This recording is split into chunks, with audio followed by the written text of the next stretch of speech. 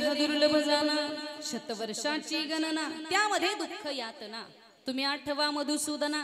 वेळीच भगवंताचं स्मरण करा, वेळीच या मुखाला भगवंताच्या नामस्मरणाचा चाळा लावा. वेळीच जर या नामस्मरणाचा चाळा मुखाला लावला नाही तर अचानक ते मुखाला येणार नाही. तेवढं सोपं नाहीये.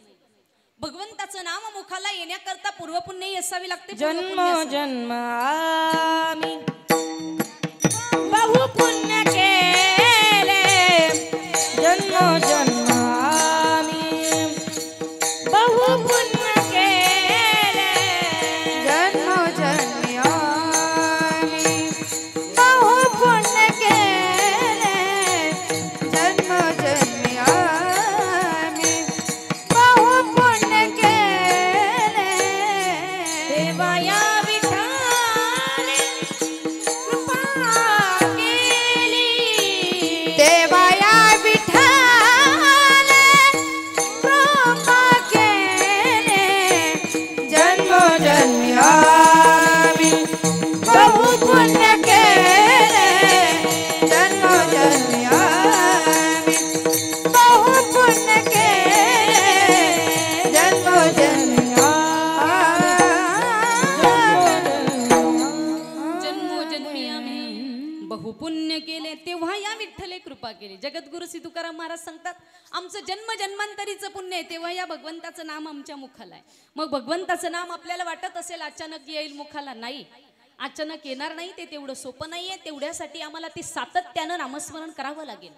या जिभेला चाळा लावावा लागेल. बाई ग, रामकृष्ण हरी मन, रामकृष्ण हरी, रामकृष्ण हरी, रामकृष्ण हरी, या जिभेला चाळा लावावा लागेल. तुम्ही म्हणाल कशाला ताई, काय करायचं हे सगळं? ते सगळं गावठी असतं, आम्हाला ते काही सांगू नका.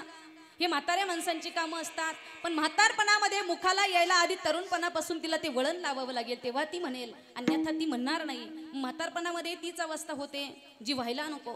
म्हणून सांगायचा मुद्दा काय? मग जगद्गुरु श्री तुकाराम महाराज सांगतात, हा नरदेह आम्हाला प्राप्त झालाय, या देहातून आम्ही काहीही प्राप्त करू शकतो. जगद्गुरु श्री तुकाराम महाराजांच्या गाथ्यामध्ये अभंग आलेला आहे, त्यामध्ये माझ्या मते दुसरं चरण त्या अभंगाचं फार सुंदर आहे. नरदेह निधान लादले हाती, नरदेह निधान लादले हाती, नरदेह निधान लागले हाती, नरदेह निधान लागले हाती, नरदेह निधान लादले हाती, नरदेह निधान लादले हाती, नरदेह निधान लागले हाती, नरदेह निधान लागले हाती. उत्तम सार उत्तम गती, उत्तम सार उत्तम गती, उत्तम सार उत्तम गती, उत्तम सार उत्तम गती. देवाची होईल मन तिथे होती, देवाची होईल मन तिथे होती, मन तिची होती, देवाची होईल मन तिथे होती. तरी काची तीन धरावे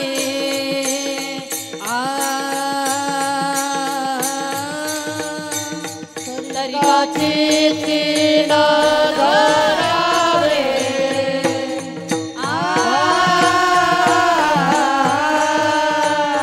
तरी काची तीन धरावे.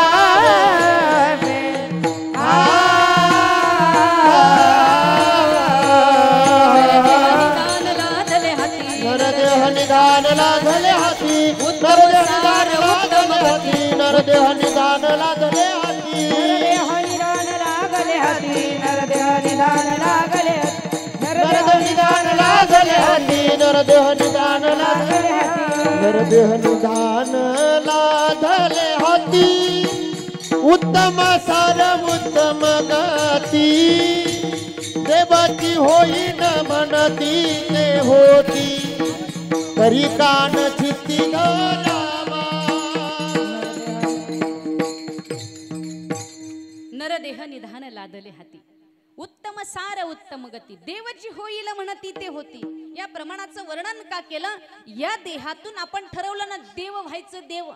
या इतर पदव्या तर लांबच राहिल्या, आमदारन खासदारन पोलिसन पाटीलन अमुकन धमुक, त्या पदव्या तर इहलोकाच्या झाल्या, पण परलोकाची पदवी सुद्धा आपल्याला प्राप्त करता येते. देवची होईल म्हणती ते होती, याचंच वर्णन, यालाच समान साजेस असं चिंतन जगद्गुरु श्री तुकाराम महाराज अभंगाच्या तिसऱ्या चरणात. आयुष्याच्या साधने, आयुष्याच्या साधने, आयुष्याच्या साधने आयुष्याच्या साधने आयुष्याच्या साधने आयुष्याच्या साधने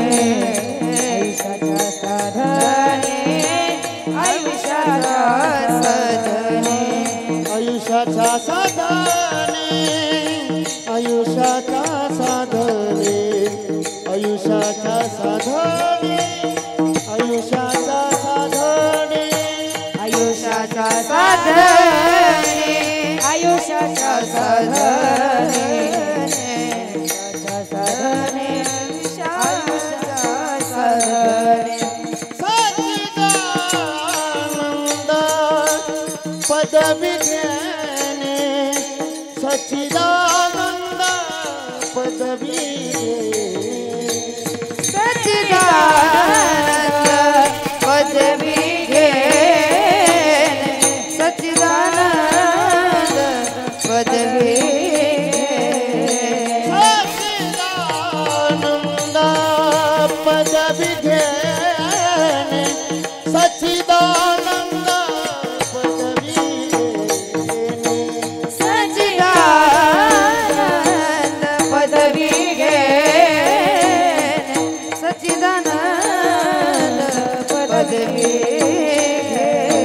धन्य आम्ही जन्मालो धन्य आम्ही जन्मालो धन्य आम्ही जन्मालो धन्य आम्ही जन्मालो धन्य आम्ही जन्मालो धन्य आम्ही जन्मालो धन्य आम्ही जन्मालो आम्ही जन्मालो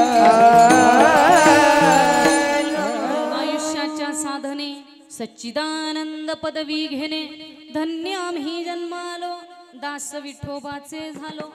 जगद्गुरु श्री तुकाराम महाराज सांगतात, जसं आम्ही इतक्यात एवढे प्रमाण आपल्या समोर सादर केले, त्याप्रमाणे या आयुष्याच्या साधने या नरदेहाच्या मार्फत आपल्याला पाहिजे ते मिळवता येतं. मग नक्की काय मिळवता येतं? सच्चिदानंद स्वरूप पदवी. मग सच्चिदानंद स्वरूप म्हणजे काय? तर भगवंताला सुद्धा आम्हाला प्राप्त करून घेता येतं. एवढा पवित्र आणि दुर्लभ असा मानवदेह आम्हाला प्राप्त झालाय. सुभाषितकार वर्णन करतात, पुनर्वित्तम पुनर्मित्रम पुनर्भार्या पुनर्मही येततम सर्व पुनर्लभ्यम न शरीर पुनः पुनः. सगळं काही पुन्हा पुन्हा मिळेल, पण गेलेला मानवदेह आपल्याला पुन्हा मिळणार नाही, जसं मी मगाशी वर्णन केलं. म्हणून पवित्र आणि दुर्लभ असा हा मानवदेह एकदाच आपल्याला प्राप्त झालाय. या मानवदेहातून भगवत चिंतन करण्याचा प्रयत्न तर कराच, पण योग्य वेळी आपण परमार्थाचा मार्ग धरण्याचा प्रयत्न करा. मग परमार्थ म्हणजे नक्की काय? तुम्ही म्हणाल, ताई आम्ही व्यावहारिक मंडळी आहोत, कामधंदा आम्हाला असतो, त्या ठिकाणी नोकरदार वर्ग आहे, सरकारी सर्व्हिस म्हटल्यानंतर या सगळ्या गोष्टींना वेळ मिळत नाही. पण तरीही मग परमार्थ म्हणजे नक्की काय? तर परमार्थ म्हणजे फक्त गळ्यामध्ये माळाच घालणे आणि कीर्तनच करणे, सफेद कपडेच घालणे, यालाच परमार्थ म्हणतं असं नाही. मग परमार्थ म्हणजे काय? तर खऱ्या अर्थानं भुकेल्याची भूक जाणा, तोही एक परमार्थ आहे. खऱ्या अर्थानं तहानेल्याची तहान जाणा, तोही एक परमार्थ आहे.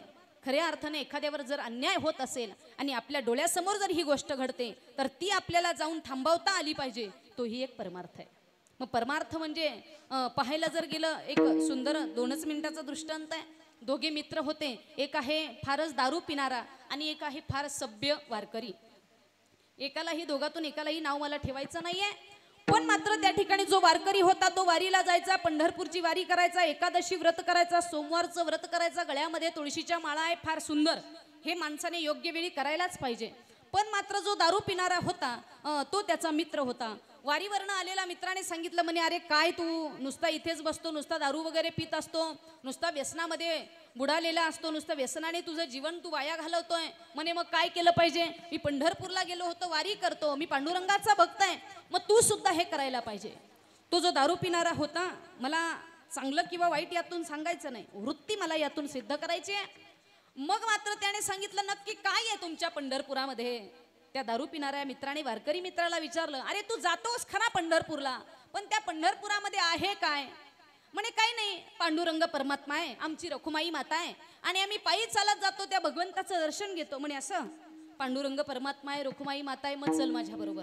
आता त्या दारू पिणाऱ्या मित्राने वारकरी मित्राला घेतलं, घरी नेलं. घरामध्ये नेल्यानंतर छान सुंदर असा पलंग होता. त्या पलंगावर आई आणि वडील त्या दारुड्याचे बसलेले होते. त्याने सांगितलं, म्हणे तू पंढरपूरला गेला होतास? म्हणे हो. पांडुरंग परमात्म्याचं रखुमाई माता साहेबांचं दर्शन करून आला? म्हणे हो. मग तुला पाहायचंय माझं पंढरपूर? म्हणे हे घर म्हणजेच माझं पंढरपूर. या पलंगावर बसलेले आई वडील हेच माझे पांडुरंग परमात्मा आणि रखुमाई आई साहेब. सांगायचा मुद्दा माझा काय, यातून वृत्ती मला सिद्ध करायची नाही. नाहीतर तुम्ही म्हणाल मग दारू पिणारा चांगला आहे, मग दारूच प्यायची. असा विषय नाहीये. वृत्ती मला यातून सिद्ध करायची.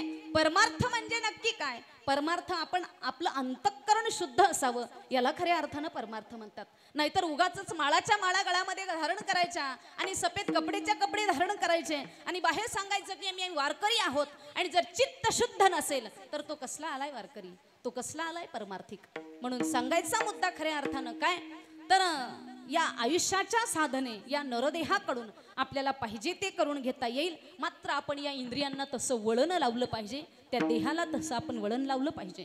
मग जगद्गुरु श्री तुकाराम महाराज सांगतात, आम्ही तर मात्र फार धन्य झालो. या देहाकडून आल्यापासून आम्ही भगवत चिंतन आणि भगवत चिंतनच करून घेतलं. विषय सुखाच्या मागे आम्ही या इंद्रियांना जाऊच दिलं नाही. देव पहावयासी गेलो, तिथे देवाची होऊन ठेलो. आम्ही सच्चिदानंद स्वरूप पदवी प्राप्त करूनच घेतली. पण मात्र ती पदवी प्राप्त करण्यासाठी काय करावं लागतं याचं वर्णन अभंगाच्या शेवटच्या चरणात. तुका म्हणे पावटणी, तुका म्हणे पावटणी, तुका म्हणे पावटणे, तुका म्हणे पावटणे, तुका म्हणे पावटणी, तुका म्हणे पावटणी, तुका म्हणे पावटणी, तुका म्हणे पावटणे, तुका म्हणे पावटणे. करू स्वर्गाची निशाणी, करू स्वर्गाची निशाणी, धन्यानी जन्मालो, धन्यानी जन्मालो, करू स्वर्गाची निशाणी, करू स्वर्गाची निशाणी, धन्य आम्ही जन्मालो, धन्य आम्ही जन्मालो. दास विठोबाचे झालो, दास विठोबाचे झालो.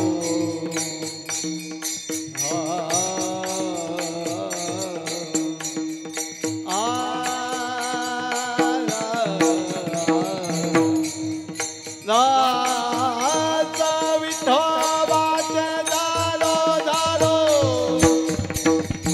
झालो.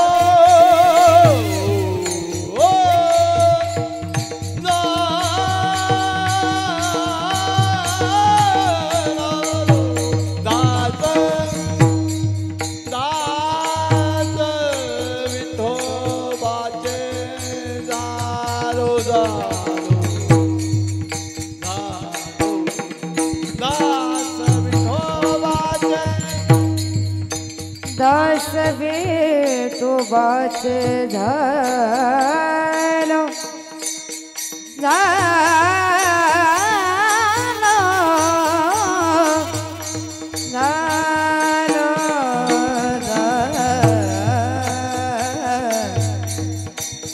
दास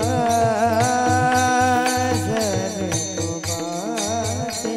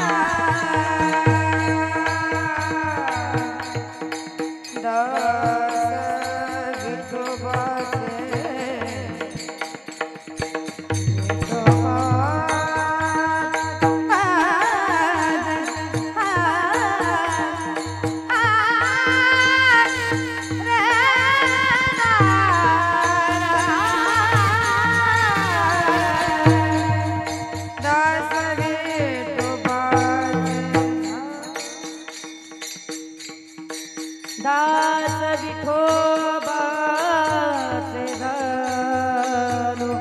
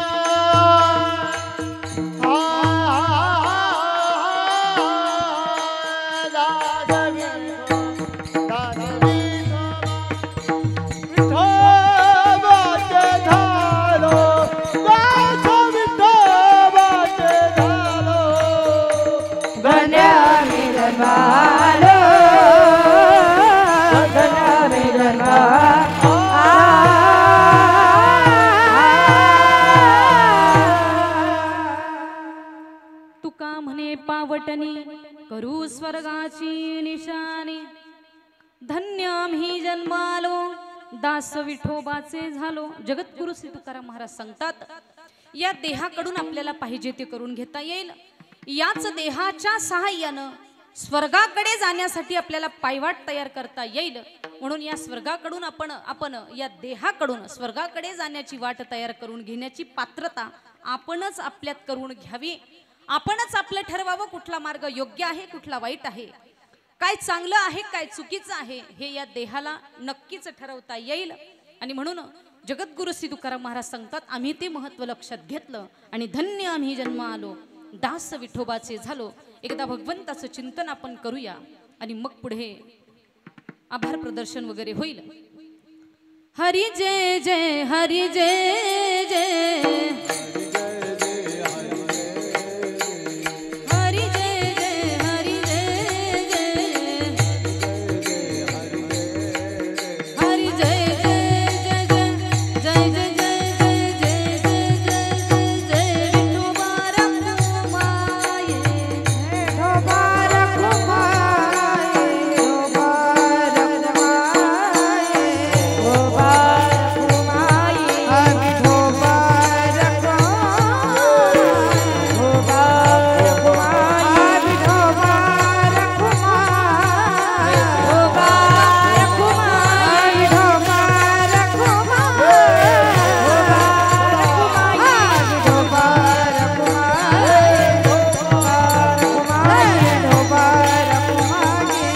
कृपा नको माई.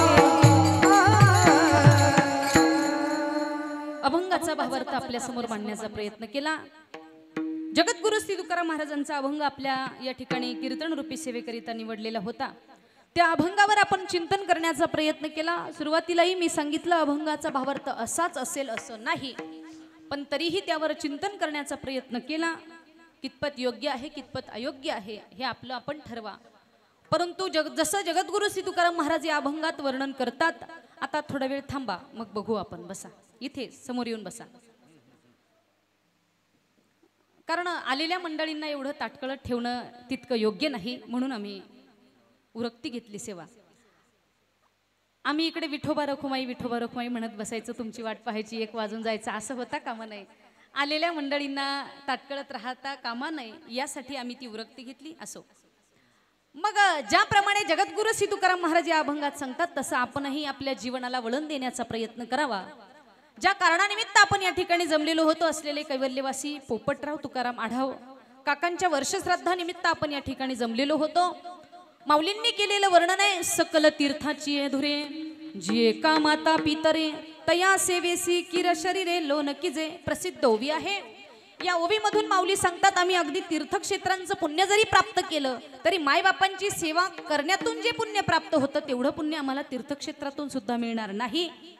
म्हणून मायबापांच्या ऋणातून जर आम्हाला उतराई व्हायचं असेल तर मात्र आपण आपला देह जरी त्यांच्यावरून ओवाळून टाकला तरी त्यांच्या ऋणातून आपण उतराई होऊ शकत नाही. मला काय म्हणायचे लक्षात घ्या. आपण आपला देह जरी मायबापांवरून ओवाळून टाकला तरी त्यांच्या ऋणातून आपण उतराई होऊ शकत नाही. कारण असंख्य उपकार आहे. मग त्यांच्या उपकारातून आपल्याला जर वाटत असेल थोडंफार उतराई व्हावं तर मात्र त्यांच्या पुत्रांनी त्यांच्या अपत्यांनी मायबापांच्या प्रित्यर्थ जर पिंडदान व्यवस्थितपणे श्रद्धायुक्त केलं तर त्यांच्या ऋणातून उतराई होत असतात. आपल्या मायबापांचं पिंडदान जर आपल्या मुलांनी पुत्रांनी केलं तर मात्र त्या ऋणातून आपल्याला उतराई होण्याचं भाग्य प्राप्त होत असतं. म्हणून आज या आढाव परिवाराने मात्र या 4ही मुलांनी आपल्या वडिलांच्या प्रित्यर्थ या ठिकाणी या पिंडदानाचा विधी, वर्षश्राद्धाचा जो विधी आहे त्या पिंडदानाचं महत्त्व खऱ्या अर्थानं परिवाराला माहीत असावं आणि म्हणून अतिशय श्रद्धायुक्त अंतःकरणाने त्यांनी आपल्या वडिलांच्या प्रित्यर्थ पिंडदान या ठिकाणी केलेलं आहे. आणि त्या अनुषंगानं ही कीर्तनरूपी सेवेचं नियोजन आयोजनही केलं होतं. मी सुरुवातीलाच सांगितलं, आपल्या सूक्ष्म कर्मामध्ये काही चूक होऊ नये त्यासाठी भगवंताच्या नामाची साथ संगत त्याला असावी म्हणून या कीर्तन सेवेचं नियोजन आयोजन केलं. ज्यांनी ही कीर्तन सेवा आमच्यापर्यंत पोहोचवली असलेले आमच्या यांचे मित्र सुनील भाऊ शिंदे, त्यांनी ही सेवा आमच्यापर्यंत पोहोचवली. त्या अनुषंगाने इथपर्यंत येण्याचा योग आला. या परिवारातून आज मात्र त्या ठिकाणी वडील नावाची छाया निघून गेलेली आहे. 4 पुत्र आहेत. तसं जर पाहायला गेलं खऱ्या अर्थानं काकांच्या जीवनात त्यांनी सरकारी सर्व्हिस केली. सरकारी सर्व्हिस करत असताना फार गोष्टींना त्या ठिकाणी पाणी सोडावं लागतं. कुठे नात्यामध्ये जर काही जवळचा कार्यक्रम असला तरी एखाद्या वेळेला जाता येत नाही, म्हणजे सुट्टी मिळेलच असं नाही. पण तरीही त्यांनी अगदी शेवटच्या क्षणापर्यंत आपल्या त्या सरकारी सर्व्हिसला सुद्धा न्याय दिला आणि आपल्या परिवाराला आपल्या मुलांना सुद्धा योग्य मार्ग देऊन, योग्य सल्ला देऊन, योग्य दिशा त्यांना दाखवली आणि मुलांचं सुद्धा व्यवस्थितपणे या ठिकाणी वडिलांनी करून आणि मग मात्र त्यांनी आज वर्षापूर्वी या इहलोकाचा या परिवारातून शेवटचा श्वास घेतला आणि या इहलोकाचा निरोप घेतला. खऱ्या अर्थानं जर सांगायचं झालं, आई वडील जोपर्यंत आहे तोपर्यंत आपल्याला असं वाटत नाही की आई वडील आपल्याला नसावे म्हणून. म्हणजे सांगायचा मुद्दा माझा काय आहे, तोपर्यंत त्यांची माया पुरत नाही, गेल्यानंतर उरत नाही. आईबद्दल आपण सगळेच ऐकतात, सगळ्याच कवींनी वर्णन केलेलं आहे, पण वडील नावाची ही अशी छाया आहे. मी जरा साध्या पद्धतीने आपल्याला सांगण्याचा प्रयत्न करते. एखादा माठ आहे, पाण्याचा माठ तुडुंब भरलेला आहे, त्यातून आपल्याला पाणीही प्यावं असं वाटतंय, पण त्या माठावर झाकणच जर नसेल तर ते पाणी आपल्याला पिता येणार नाही. असंख्य प्रश्न आपल्या मनात येतील, प्यावं की नाही, घाण असेल की काय वगैरे वगैरे. मग त्याप्रमाणे परिवार नावाच्या घागरीवर जर पिता नावाचं झाकण नसेल तर त्या परिवाराला अवकळा प्राप्त होत असते. खऱ्या अर्थानं मायेला ते पुत्र, तो परिवार मुकलेला असतो. म्हणून खऱ्या अर्थानं वडिलांची नुसती रुबाबदार चप्पल जरी आपल्या दारासमोर काढलेली असली, कोल्हापुरी रुबाबदारी चप्पल जरी आपल्या दारासमोर असली तरी मात्र वाट्याने येणाऱ्या जाणाऱ्यांची हिंमत होत नाही दरवाजाकडे, घराकडे वाकड्या नजरेनं पाहण्याची. म्हणून वडील नावाची जी छाया आहे जीवनामध्ये फार महत्वाची आहे. जोपर्यंत वडील आहे तोपर्यंत आपल्याला मोठी संकट आपल्यापर्यंत येतच नाही. तो अनुभव आम्ही स्वतः सुद्धा घेतलाय. वडील गेल्यानंतर स्वतःला काय तडजोड करावी लागते, कुठल्या कुठल्या संकटांना सामोरं जावं लागतं, आम्ही स्वतः दोघा पती पत्नींनी त्याला सामोरं गेलंय. म्हणून अनुभव आपल्याला मी सांगते. म्हणून जोपर्यंत वडील आहे बरीचशा गोष्टी आपल्यापर्यंत येत नाही. पण एकदा का वडील गेले की त्या प्रत्येक गोष्टीपर्यंत जेव्हा आपल्याला जावं लागतं, जेव्हा स्वतः ती प्रत्येक गोष्ट जातीने करावी लागते, तेव्हा लक्षात येतं वडिलांची जागा काय होती, तेव्हा लक्षात होतं वडिलांची माया काय होती. म्हणून वेळ मी आपला जास्त घेणार नाही. एक दोन ओळीमध्ये आपल्या समोर वर्णन करेन आणि सेवेला पूर्णविराम देईन. काय असते हो वडिलांची माया, काय असते वडिलांची माया, वर्णन करतात कवी. उरामध्ये माया त्याच्या काळ्या मेघवाने, उरामध्ये माया त्याच्या काळ्या मेघवाने, दाखविना कधी कुणा डोळ्यातल पाणी. झिजो झिजो संसाराचा गाडा हाकला, वटामध्ये हासू जरी कनावाकला. घडीभर तू थांब जरा ऐक त्याची दापर, लय अवघड हाय गड्या उमगाया बापर, उमगाया बापर. वडील नावाचं जे पात्र आहे ना, ते वडील नावाचं पात्र पडद्याच्या आडची भूमिका करत असतं. आई आपल्याला दिसते, डबा भरून देते, दप्तर भरून देते, सगळं आपलं करून देते, आई सगळी पुढे दिसते. पण आयुष्याच्या शिदोरीची सोय करून गेलेले वडील आम्हाला लक्षात राहत नाही, हे दुर्दैव आहे. पण मात्र या आढाव परिवारानं सुंदर असं नियोजन आयोजन आपल्या वडिलांच्या प्रित्यर्थ, वर्षश्राद्धाच्या पिंडदानाच्या प्रित्यर्थ सुंदर असं कार्यक्रमाचं हे नियोजन आयोजन केलेलं आहे. नक्कीच मी जसं गरुड पुराणाचं वर्णन सुरुवातीला केलं, जर पुत्रांनी आपल्या पितरांचं, आई वडिलांचं पिंडदान जर केलं तर त्यांना मात्र सद्गती लाभतच असते. ती सद्गती लाभण्यापासून त्यांना कोणीही थांबवू शकत नाही. म्हणून नक्कीच आज या चारही पुत्रांनी आपल्या वडिलांच्या प्रित्यर्थ हा वर्षश्राद्धाचा पिंडदानाचा विधी पार पाडलेला आहे. यामध्ये अन्नदानाची ही सेवा आहे. ज्ञानदान तर आपण श्रवण केलंच बराच वेळापासून. म्हणून या सर्व ऋणातून उतराई होण्याचा प्रयत्न या मुलांनी केला. नक्कीच ते वडील आज स्वर्गामध्ये म्हणत असतील, शेवट तो भला माझा बहुगोड झाला, तुका म्हणे पितृ आशीर्वाद देती. खऱ्या अर्थानं जर पितरांना आपण शांतता की दिली तर मात्र ते आपल्याला भरभरून असे आशीर्वाद देत असतात. या न्यायानं सुंदर असं नियोजन आपण आढाव परिवारानं केलं, त्या अनुषंगानं आम्हाला आमंत्रित केलं. सर्वानुमते मी आपली मनपूर्वक ऋणनिर्देश व्यक्त करते, धन्यवाद व्यक्त करते. असलेले उपस्थित सर्वच जण गायक वादक सर्वांना मनपूर्वक धन्यवाद. विशेष त्यामध्ये आपलं बालगोपाल भजनी मंडळ या ठिकाणी उपस्थित आहे. मुलांनाही मनापासून धन्यवाद. तेवढं सोपं नाही हो एवढा वेळ उभं राहणं. आपल्या लहान मुलांना म्हणा बरं, अरे एक जरा अभ्यास कर, जरा अर्धा एक तास एका जागेवर बसणार नाही. ते म्हणतील हां तुमचं काही असतं, आम्ही नाही पाहणार, आम्ही नाही करणार, आमचा मोबाईल आणि आम्ही. ते मुलं आपले एक दोन आपल्याला ऐकत नाही. महाराजांनी आज एवढे 8-10 एवढं सुंदर असा मार्ग त्यांना दाखवलाय. खऱ्या अर्थानं त्यांच्याकरता टाळी वाजवा. बरोबर करावी तातडी परमार्थाची, यांच्याकडे पाहून ती करावी.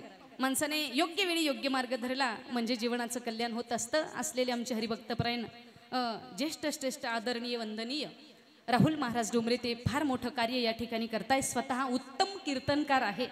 पण मी सुरुवातीलाही सांगितलं की त्यांच्या मनाचा फार मोठेपणा आहे की या ठिकाणी ते आपल्या सेवेकरता उपलब्ध झाले, उपस्थित झाले. फार महान गोष्ट आहे, महत्त्वाची गोष्ट आहे. म्हणून त्यांनाही धन्यवाद, सर्वांना धन्यवाद.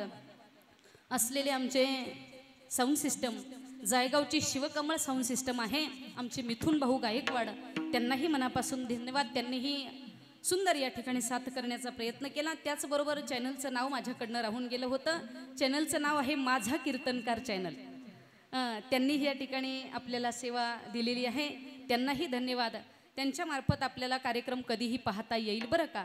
म्हणून पुन्हा एकदा सर्वांना मनापासून धन्यवाद आणि सेवेला पूर्णविराम. ज्ञानेश्वर माऊली ज्ञानराज, ज्ञानेश्वर माऊली ज्ञानराज माऊली तुकाराम, ज्ञानेश्वर माऊली ज्ञानराज तुकाराम, ज्ञानेश्वर माऊली ज्ञानराज माऊली तुकाराम. विठ्ठल जय जय विठ्ठल, विठ्ठल जय जय विठ्ठल. बोलिलेले गुरे वेडी वाकुडे उत्तरे करा क्षमा अपराध महाराज तुम्ही सिद्धा नाही विचारिला अधिकार म्या खुदा करा क्षमा अपराध महाराज तुम्ही सिद्धा का म्हणे ज्ञानेश्वरा राखा पायापैकी करा करा क्षमा अपराध महाराज तुम्ही ज्ञानदेव तुकाराम तुकाराम तुकाराम कुंडली गोवर्धन विठ्ठल श्री ज्ञानदेव तुकाराम निवृत्तीनाथ महाराज की